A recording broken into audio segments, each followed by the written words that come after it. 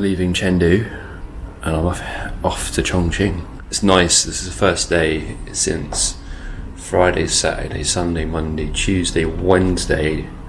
Today is the first day in like 5 or 6 days that I don't have to fly somewhere. I get to travel by train to Chongqing this time, and then we're going to slow down the travel a little bit as we go further into the trip. But yeah, looking forward to just getting on the train other than just squashing myself into a flying can of people's farts. So I'm gonna get there, and we're staying in hotels now as well. I'm not going to be spending the night on airplanes or hanging out till the early hours of the morning. And the only reason I didn't have a hotel in Shanghai is because I got into Shanghai around 10 p.m. at night. That's the time I got into the centre, and then my flight was, I needed to get to the airport by like 4 or 5 a.m. I think it was midnight. I wasn't going to use the hotels, or I was just going to go out, spend time seeing as much of Shanghai as I can within that spirit, that layover time, meet some locals, and then head to Chengdu. Pretty much 24 hours in Chengdu, then off to Chongqing, 24 hours in Chongqing, then I'm off to Osaka, Japan. No, I'm not. Yes, I am.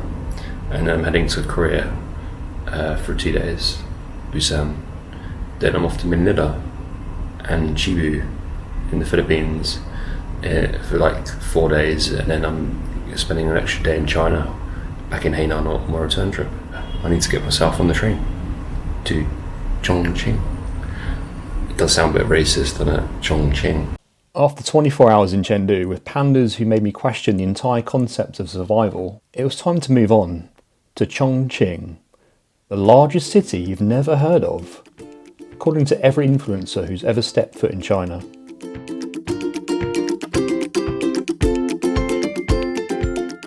And for once I wasn't flying. No 7th flight in 7 days.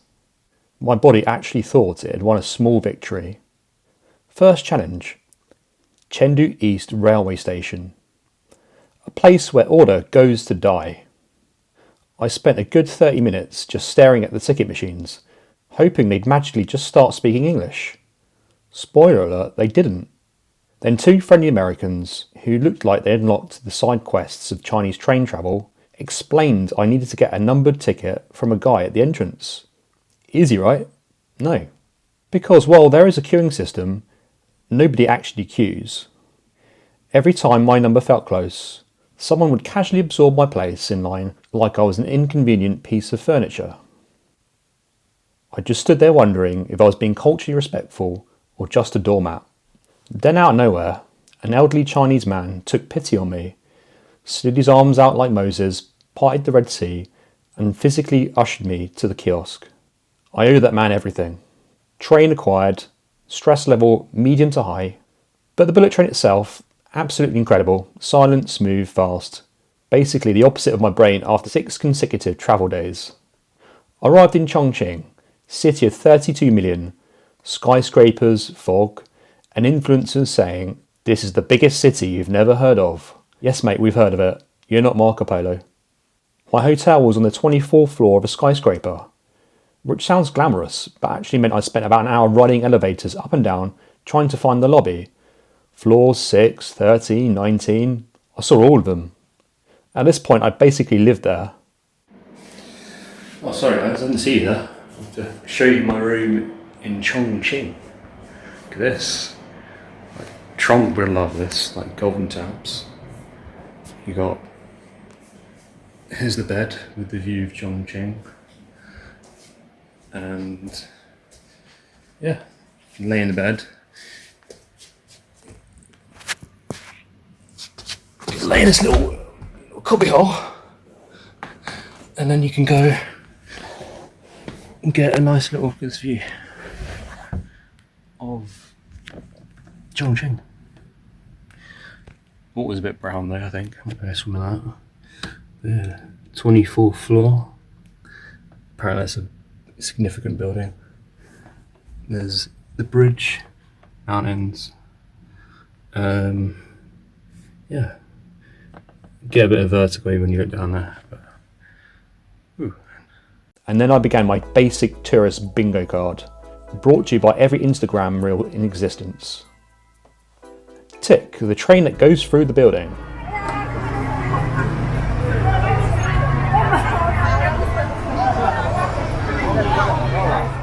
The famous Lisba station. It's a train going through a building. Yes, correct. Good job, everyone. Tick, the town square that's actually 22 floors up. Every influencer. It looks like a normal street, but it's in the sky. Me. Yes, I've discovered that things can be built vertically. Still cool though.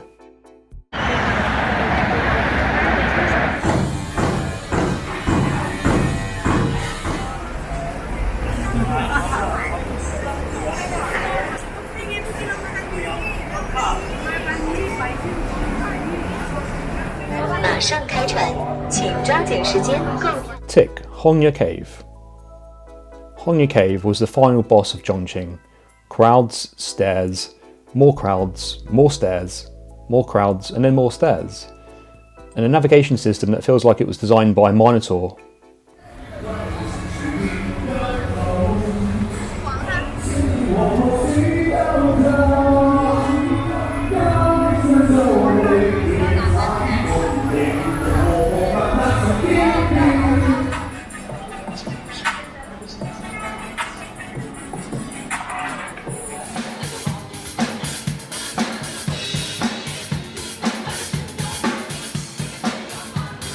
But I eventually found a bar, grabbed some beers, listened to some live music, and wondered why I hadn't just taken a relaxing holiday like a normal person. Chongqing was over before I'd even had a chance to pretend I understood it. Next morning, I was off again, because apparently sleep is optional and I'm now in a committed relationship with airports.